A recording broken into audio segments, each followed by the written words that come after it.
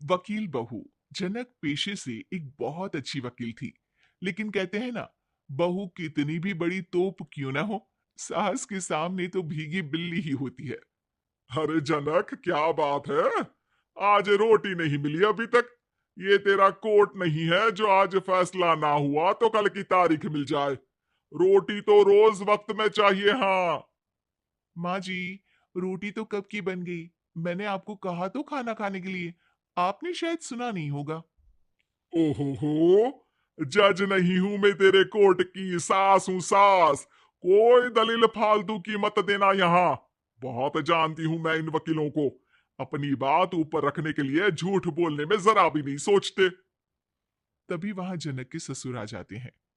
अरे भाग्यवान, क्यों बेचारी के काम को कोसती रहती है हमेशा। मैं भी तो था वहां जब ये आई थी तुझे रोटी खाने को बुलाने के लिए। सास को तो अब गुस्सा आ जाता है कि कैसे किसी ने बहू की साइड ले ली। अरे वाह जी वाह। वो तो मैं जानती थी कि कोई ना कोई गवाह तो ये पेश कर ही देगी। पर मैं तो अब सीधा खाना खाकर सोने जाऊंगी। मुझे आदत नहीं है किसी से बहसा बहसी करने की।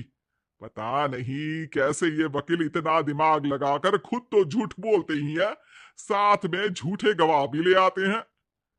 जनक को सास के ताने सुनने की अब आदत सी पड़ जाती है। एक दिन जनक वकील की ड्रेस पर काला कोट पहनकर कोर्ट के लिए निकल ही रही होती है कि अरे कहाँ चली काला कौआ बनकर?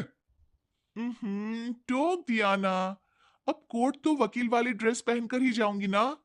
वाह भाई वाह, दामिनी तो मैंने भी देखी है।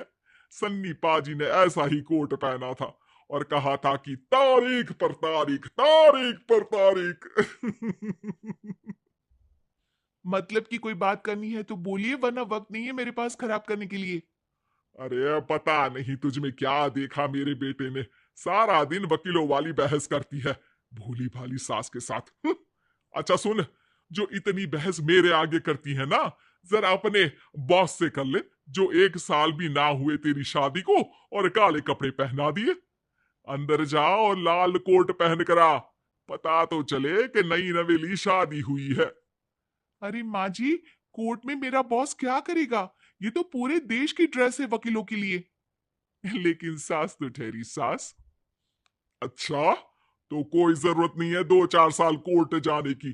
शादी थोड़ी पुरानी हो जाए तब इजाजत दे दूंगी मैं तुझे काले कपड़े पहनने की। अब क्या था, मन मारकर जनक को लाल रंग का कोट पहनकर कोर्ट जाना पड़ता है। उसके जाने के बाद आहा, बड़ी आई पूरे देश की ड्रेस की बात करने वाली। अरे पहना दिया ना लाल कोट।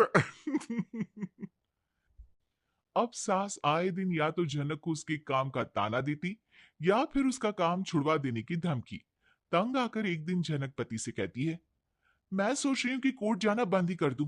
अरे क्यों यार, इतना अच्छा करियर है, क्यों छोड़ने की सोच रही हो? अरे लाल रंग का कोट पहनकर जाना पड़ता है। हर बात पर सास ताना देती है कि वकील तेज होते हैं, सवाल जवाब करते हैं, झूठी दलीलें देते हैं। अरे तो ठीक है ना, वो जो कहती है अपनी समझ से कहती है, लेकिन तुमको तो पता है ना कि सच्चाई क्या है। जनक को पति की बात से हौसला मिलता है कि तभी घर पर कुछ लोग आ जाते हैं।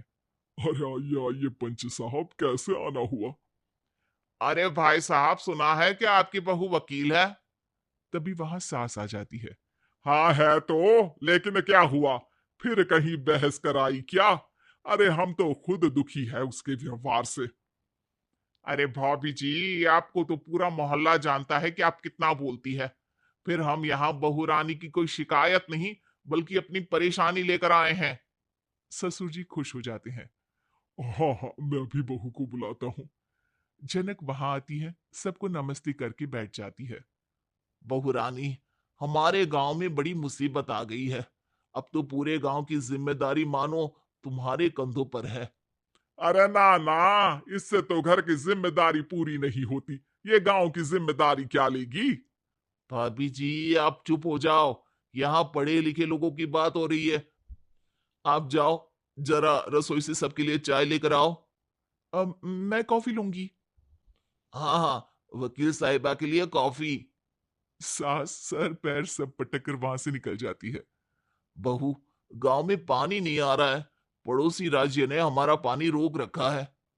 हम्म, इसका मामला तो बड़े कोर्ट में चलेगा पंच जी, लेकिन ऐसा क्यों? वो राज्य हम लोगों से पानी के पैसे मांग रहा है। अब आधे गांव में पानी की सप्लाई खत्म हो गई है बहुरानी। अच्छा पंच साहब, बात गांव की है तो मैं जरूर केस लड़ूंगी। यहाँ एक बार फिर सास की एंट्री हो जाती है। अरे वाह जी वाह, ये काम करवा लो, आप हमारी बहू से बहुत अच्छा करती है। मैं हूं सीधी सादी सास। इस लड़की ने कैसे लड़ लड़ कर मुझे साइड कर रखा है, ये तो अब आपको पता चल ही जाएगा। अरे भाभी जी, आपकी आवाज तो पूरे गांव को सुनाई पड़ती है जब आप बहू रानी को सुंदर वचन सुना रही होती हैं। अरे वकील बहू मिली है, फक्र करो फक्र। हाँ जी हाँ, सारी फकर तो हम लोग ही करें। खैर, अब जो केस लड़ेगी और पानी गांव में आ जाता है तो पंच साहब लिख कर देना होगा कि हैंड पाइप में सबसे पहले मेरी बाल्टी और घड़ा भरेगा। अरे फिर तो हम बहू रानी के नाम पर घर पर ही सप्लाई दे देंगे, लेकिन ये इतना आसान नहीं है। बहू, गांव के पास अभी वकील करने की भी पैसे नहीं है तो। हरी पंच साहब, ये मेरे गांव का मामला है, मैं आपसे एक भी पैसा नहीं लूंगी। सास को बहू की बात पर गुस्सा आ जाता है, लेकिन सबकी जाने के बाद झनक मन लगाकर गांव की परेशानियों को दूर करने में लग जाती है। और वो दिन भी आता है कि झनक केस जीत जाती है। अरे आज तो प्लम्बर आकर घर तक पाइप लगा गया है। खुश हो जाओ, मेरे कारण तुम लोगों को घर के अंदर ही पानी मिल जाएगा।